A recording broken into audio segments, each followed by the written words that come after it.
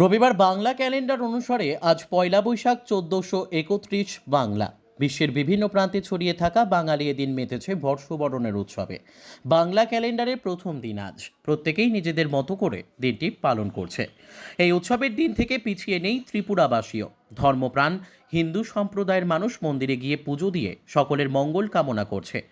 রাজধানী আগরতলা লক্ষ্মীনারায়ণ বাড়ি মন্দিরে সকাল থেকেই এই উপলক্ষে ভিড় লক্ষ্য করা হয়।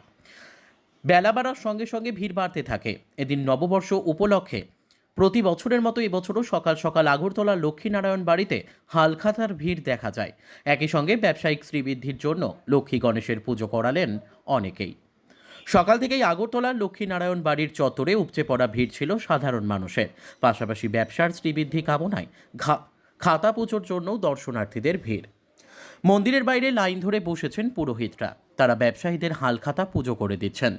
পরিবারের মঙ্গল কামনায় কেউ পুজো দিচ্ছেন, কেউ আবার ব্যবসার উন্নতির জন্য পুজো দিয়ে খাতা ছুঁইয়ে ব্যবসা শুরু করতে চান। নতুন বছরের প্রথম দিন, তার জন্য রাধাকৃষ্ণের আশীর্বাদ নিতে এসেছি। আর বাবা ভগবানের কাছে তো অনেক কিছুই আছে প্রার্থনা করা। সবাই ভালো থাকুক, ভালো কাটুক, নতুন বছর সবার জন্য ভালো আসুক।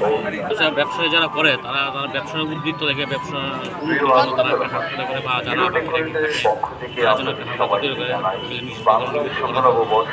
তারা হালখাতা করে এবং হালখাতা শুভ যাতে বৃদ্ধি হয় তার জন্য আমরা শুভ হালখাতা যাত্রা বা নতুন বছর নতুন খাতা উদ্বোধন করে দিয়ে এলাকার আরও আসে তৈরি করে দিতে। Bureau report, news tele Bharat.